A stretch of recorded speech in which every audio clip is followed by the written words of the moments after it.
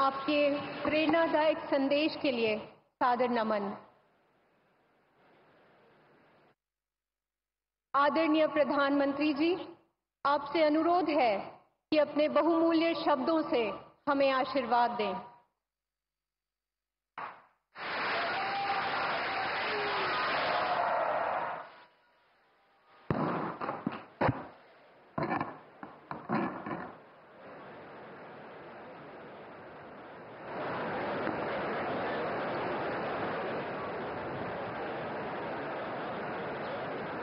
भारत माता की, भारत माता की, भारत माता की।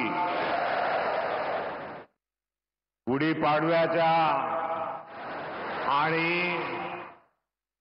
नवीन वर्षाच्या आपल्या सर्वांना अतिशय मनपूर्वक शुभेच्छा।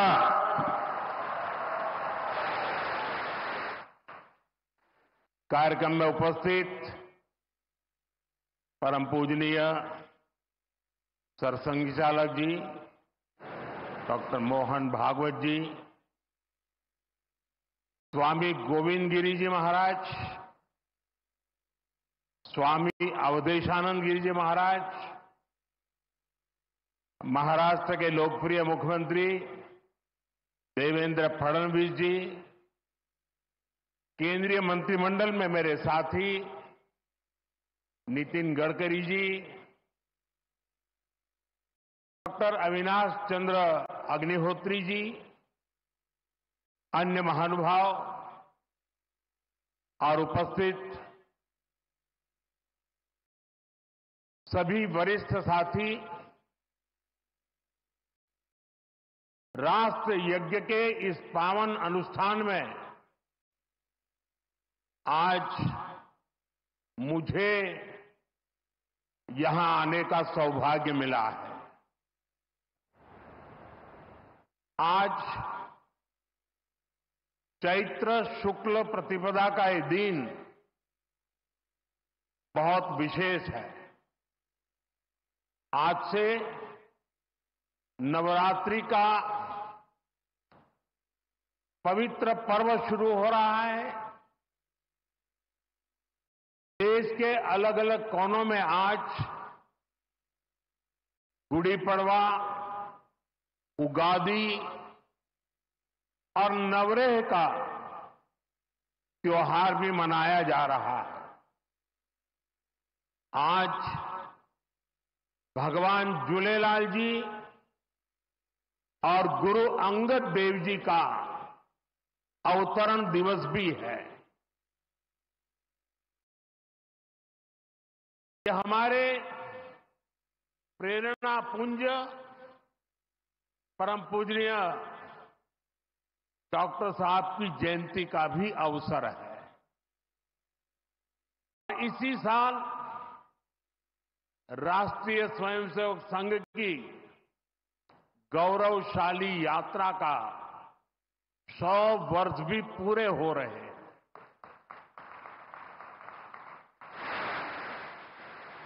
आज इस अवसर पर मुझे स्मृति मंदिर जाकर पूज्य डॉक्टर साहब और पूज्य गुरुजी को श्रद्धांजलि अर्पित करने का सौभाग्य मिला।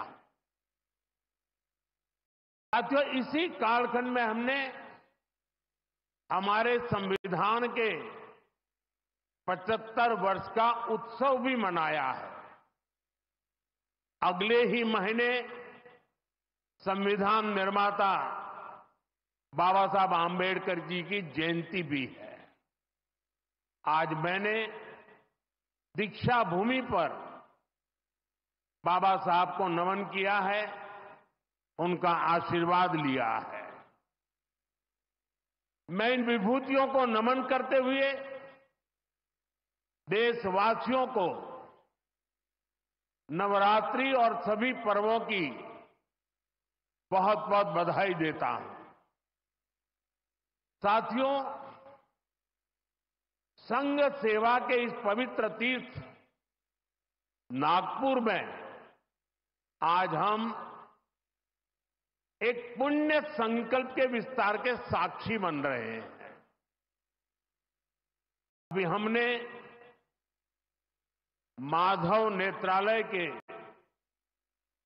कुल गीत में सुना, अध्यात्म, ज्ञान, गौरव, गुरुता का ये अद्भुत विद्यालय, मानवता रत यह सेवा मंदिर, कण कण में देवालय।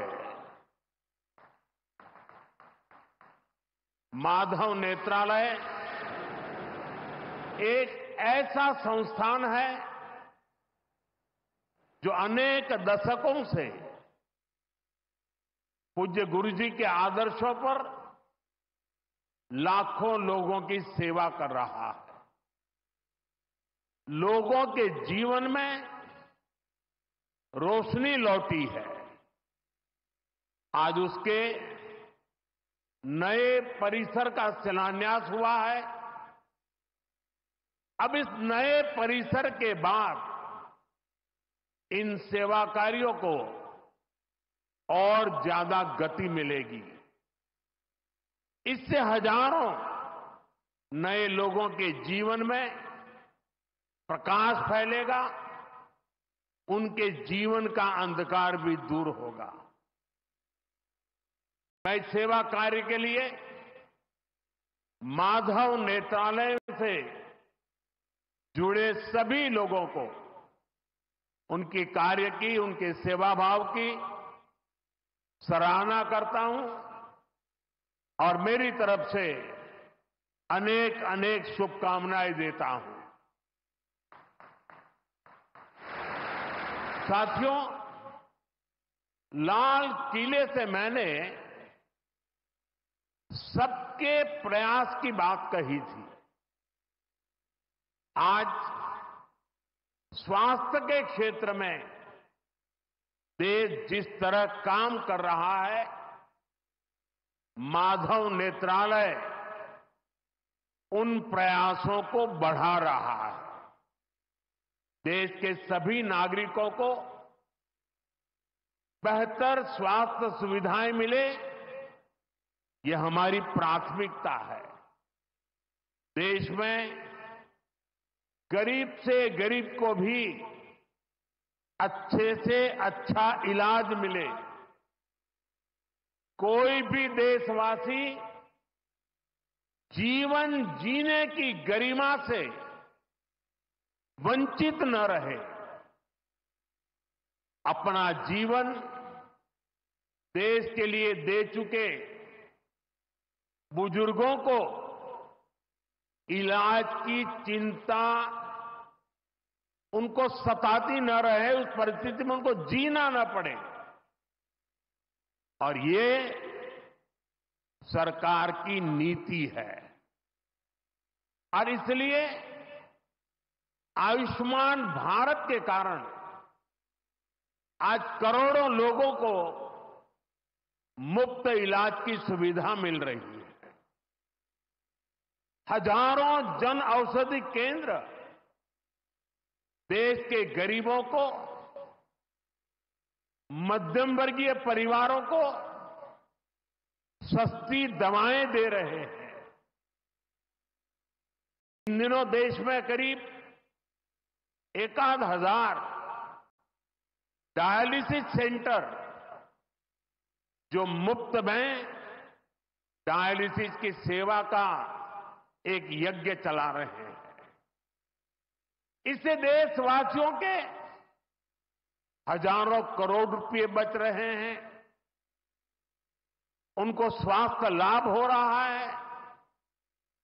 बीते 10 साल में गांवों में लाखों आयुष्मान आरोग्य मंदिर बने हैं, जहां से लोगों को देश के सर्वश्रेष्ठ डॉक्टरों से टेली मेडिसिन से कंसल्टेशन मिलता है, प्राथमिक इलाज मिलता है और आगे के लिए सहायता होती है।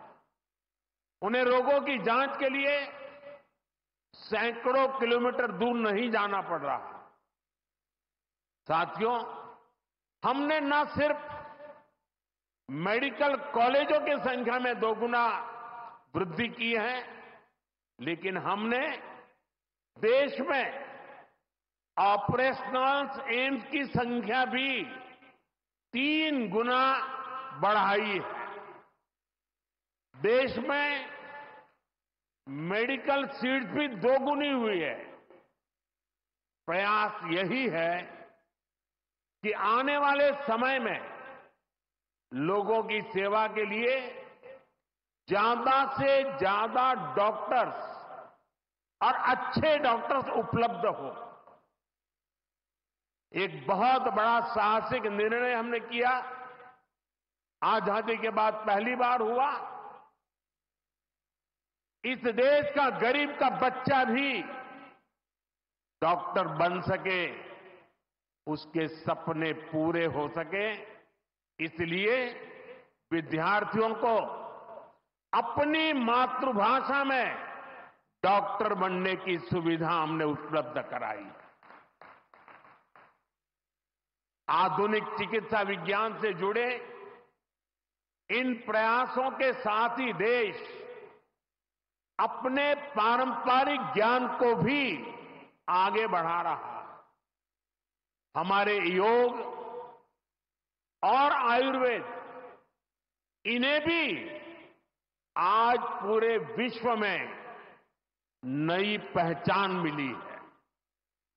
भारत का सम्मान बढ़ रहा है। साथियों, किसी भी राष्ट्र का अस्तित्व पीढ़ी दर पीढ़ी उसकी संस्कृति के विस्तार, उस राष्ट्र की चेतना के विस्तार पर निर्भर करता है। हम अपने देश का इतिहास देखें तो सैकड़ों वर्षों की गुलामी, इतने आक्रमण, भारत की सामाजिक संरचना को मिटाने की इतनी क्रूर कोशिशें, लेकिन भारत की चेतना कभी समाप्त नहीं हुई। उसकी लौ जलती रही। ये कैसे हुआ? क्योंकि कठिन से कठिन दौर में भी भारत में इस चेतना को जागरूक रखने वाले नए नए सामाजिक आंदोलन होते रहे। भक्ति आंदोलन उसका ये उदाहरण, जिससे हम सब भली भांति परिचित हैं। मध्यकाल के उस कठिन कालखंड में हमारे संतों ने भक्ति के विचारों से हमारी राष्ट्रीय चेतना को नई ऊर्जा दी। गुरु नानक देव, कबीरदास, तुलसीदास, सूरदास, हमारे यहां महाराष्ट्र में संत तुकाराम, संत एकनाथ, संत नामदेव, संत ज्ञानेश्वर, ऐसे कितने ही संतों ने हमारी इस राष्ट्रीय चेतना में अपने मौलिक विचारों से प्राण फूंके। इन आंदोलनों ने भेदभाव के फंदों को तोड़कर समाज को एकता के सूत्र में जोड़ा। इसी तरह स्वामी विवेकानंद जैसे महान संत भी हुए। उन्होंने निराशा में डूब रहे समाज को झकझोरा, उसे उसके स्वरूप की याद दिलाई, उसमें आत्मविश्वास का संचार किया और हमारी राष्ट्रीय चेतना को बुझने नहीं दिया। गुलामी के आखिरी दशकों में डॉक्टर साहब और गुरुजी जैसे महान व्यक्तित्वों ने इसे नई ऊर्जा देने का काम किया। आज हम देखते हैं राष्ट्रीय चेतना के संरक्षण और संवर्धन के लिए जो विचार बीज 100 साल पहले बोला गया, वो महान वटवृक्ष के रूप में आज दुनिया के सामने है। सिद्धांत और आदर्श इस वटवृक्ष को ऊंचाई देते हैं। लाखों करोड़ों स्वयंसेवक इसकी टहनी, ये कोई साधारण वटवृक्ष नहीं, राष्ट्रीय स्वयंसेवक संघ भारत की अमर संस्कृति का आधुनिक अक्षय वट है।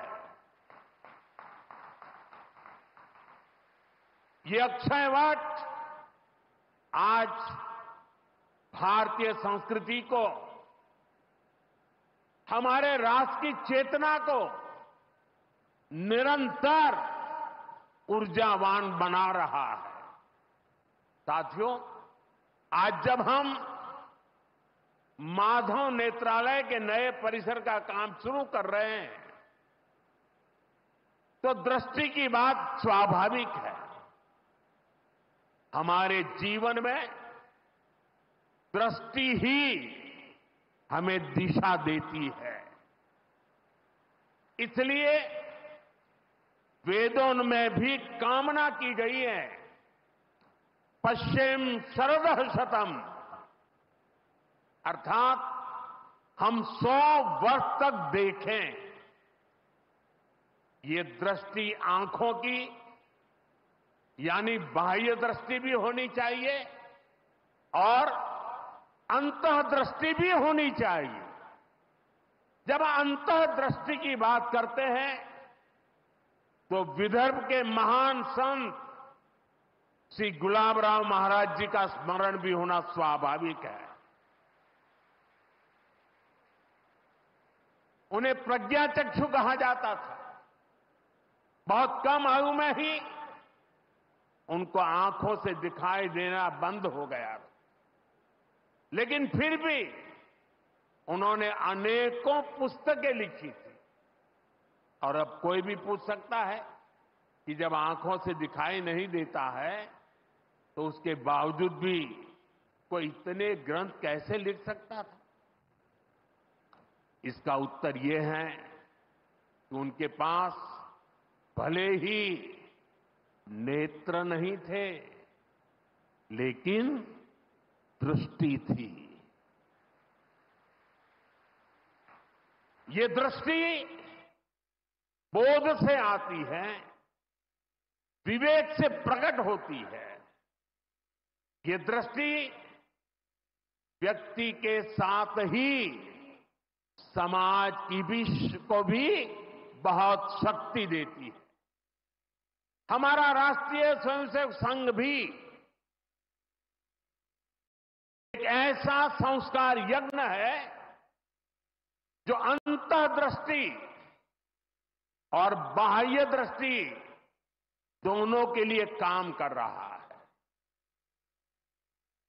बाह्य दृष्टि के रूप में हम माधव नेत्रालय को देखते हैं और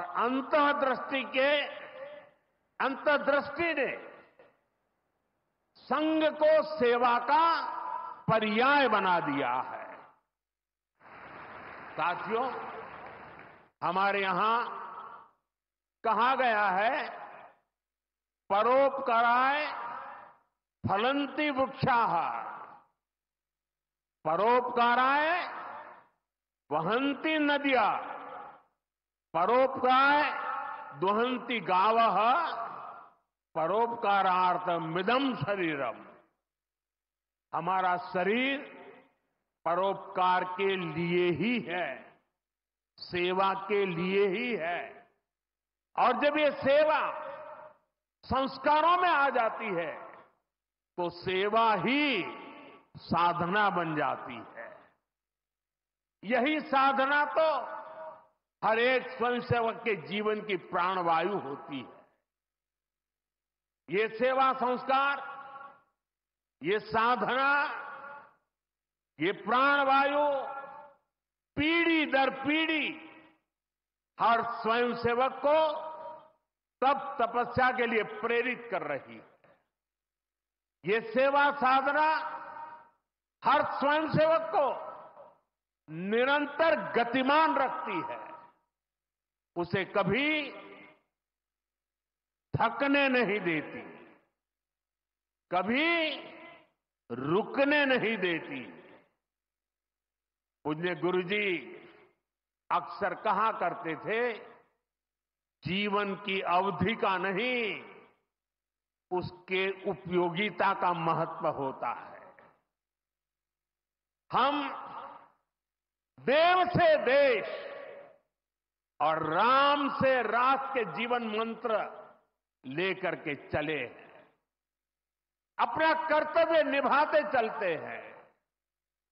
और इसलिए हम देखते हैं, बड़ा छोटा कैसा भी काम हो, कोई भी कार्य क्षेत्र हो, सीमावर्ती गांव हो, पहाड़ी क्षेत्र हो, वन क्षेत्र हो, संघ के स्वयंसेवक निस्वार्थ भाव से कार्य करते रहते हैं। कहीं कोई वनवासी कल्याण आश्रम के कामों को उसको अपना ध्येय बना करके जुटा हुआ है, कहीं कोई एकल विद्यालय के माध्यम से आदिवासी बच्चों को पढ़ा रहा है, कहीं कोई सांस्कृतिक जागरण के मिशन में लगा हुआ है, कहीं कोई सेवा भारती से जुड़कर गरीबों वंचितों की सेवा कर रहा है। अभी हमने प्रयाग में महाकुंभ में देखा, वहां नेत्र कुंभ में कैसे स्वयंसेवकों ने लाखों लोगों की मदद की। यानी जहां सेवा कार्य वहां स्वयंसेवक। कहीं कोई आपदा आ जाए, बाढ़ की तबाही हो या भूकंप की विभीषिका हो, स्वयंसेवक एक अनुशासित सिपाही की तरह तुरंत मौके पर पहुंचते हैं। कोई अपनी परेशानी नहीं देखता, अपनी पीड़ा नहीं देखता, बस सेवा भावना से हम काम में जुट जाते हैं। हमारे तो हृदय में बसा है, सेवा है अग्निकुंड समीधा सम हम चले, देह महासागर में सरित रूप हम मिले।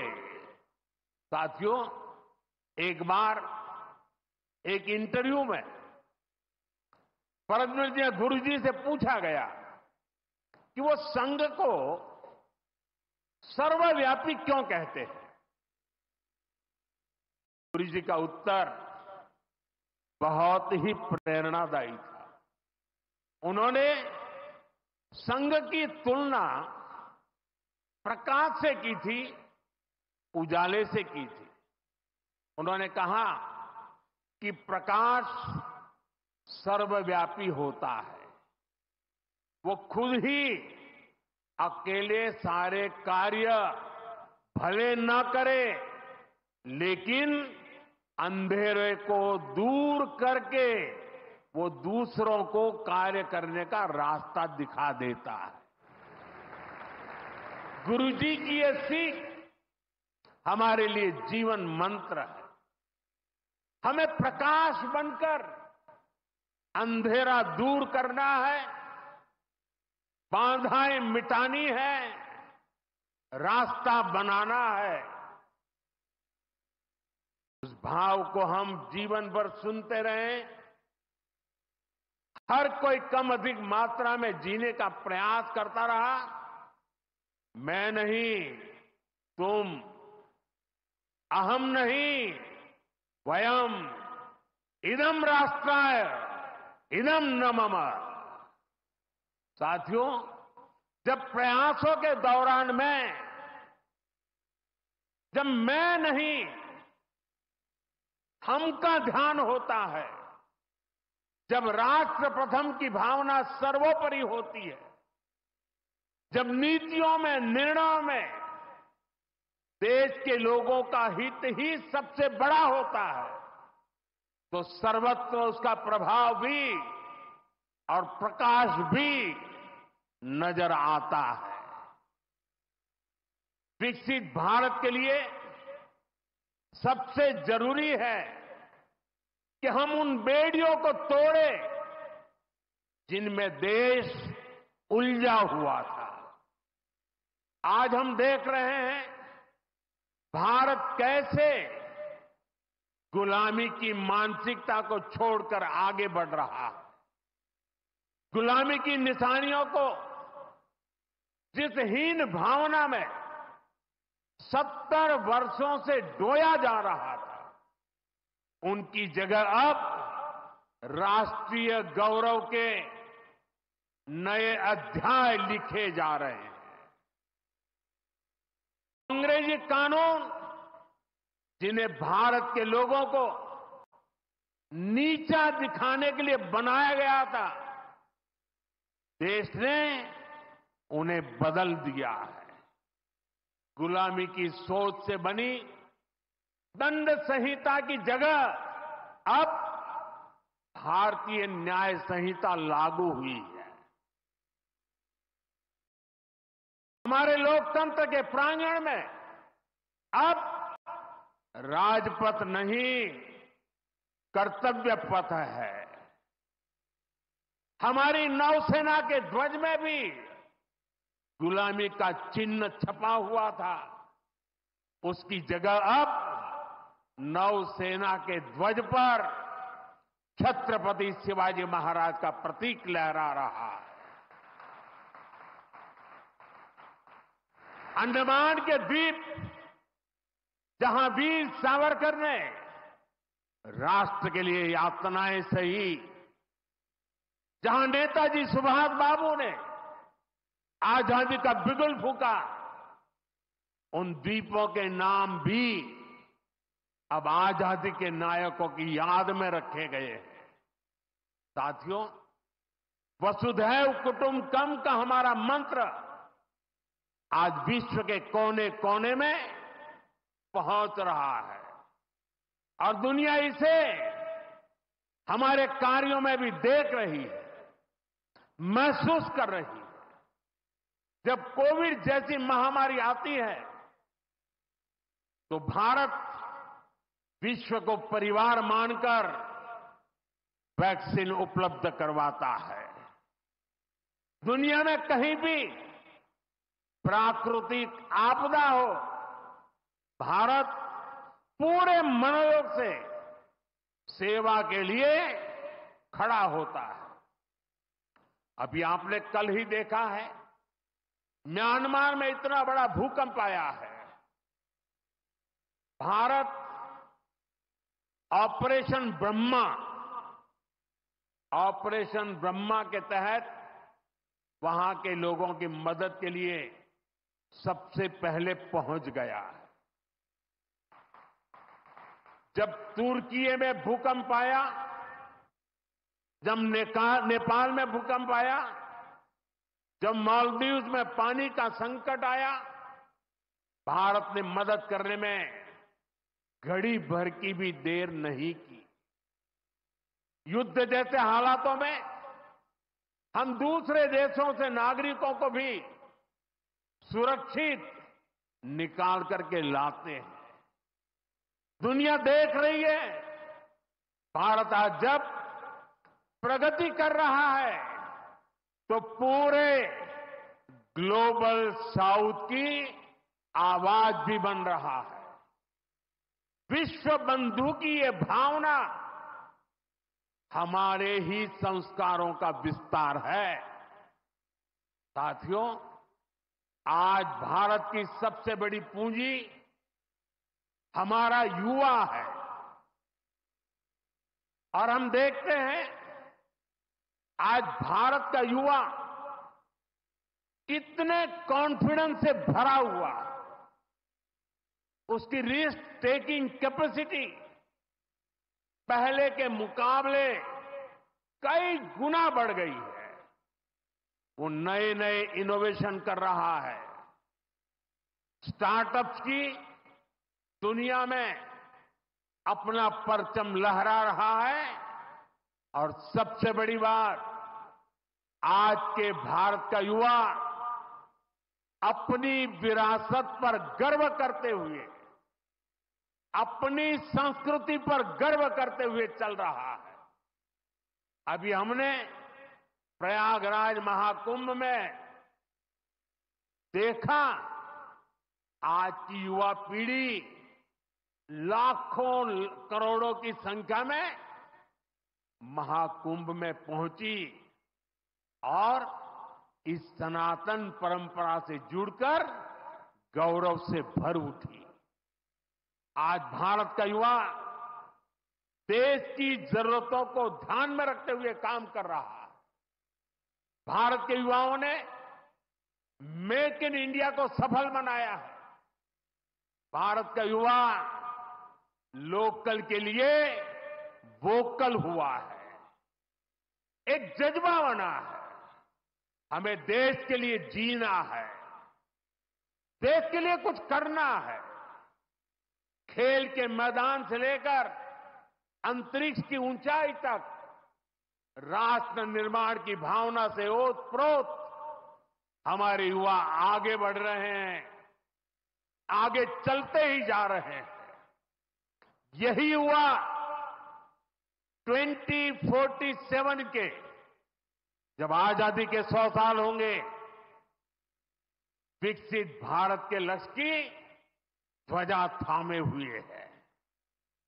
और मुझे विश्वास है, संगठन, समर्पण और सेवा की ये त्रिवेणी विकसित भारत की यात्रा को निरंतर ऊर्जा देती रहेगी, दिशा देती रहेगी। संघ का इतने वर्षों का परिश्रम फलीभूत हो रहा है। संघ की इतने वर्षों की तपस्या विकसित भारत का एक नया अध्याय लिख रही है। साथियों, जब संघ की स्थापना हुई तब भारत की हालत भी अलग थी और हालात भी अलग था। 1925 से लेकर 1947 तक वो समय संघर्ष का समय था। आजादी का बड़ा लक्ष्य देश के सामने था। आज संघ की 100 वर्षों की यात्रा के बाद देश फिर एक अहम पड़ाव पर है। 2025 से 2047 तक ये महत्वपूर्ण कालखंड, इस कालखंड में एक बार फिर बड़े लक्ष्य हमारे सामने हैं। कभी पूज्य गुरुजी ने एक पत्र में लिखा था, मैं अपने भव्य राष्ट्र प्रसाद की नींव में एक छोटा सा पत्थर बनकर रहना चाहता हूं। हमें सेवा के अपने संकल्प को हमेशा प्रज्वलित रखना है। हमें अपने परिश्रम को बनाए रखना है। हमें विकसित भारत के स्वप्न को साकार करना है। और जैसा मैंने अयोध्या में प्रभु श्री राम के मंदिर के नवनिर्माण पर कहा था, हमें अगले 1000 वर्षों के सशक्त भारत की नींव भी रखनी है। मुझे विश्वास है, पूज्य डॉक्टर साहब, पूज्य गुरुजी जैसी विभूतियों का मार्गदर्शन हमें निरंतर सामर्थ्य देगा। हम विकसित भारत के संकल्प को पूरा करेंगे। हम अपनी पीढ़ियों के बलिदान को सार्थक करके रहेंगे। इसी संकल्प के साथ आप सभी को एक बार फिर इस मंगलमय नववर्ष की अनेक अनेक शुभकामनाएं। बहुत बहुत धन्यवाद।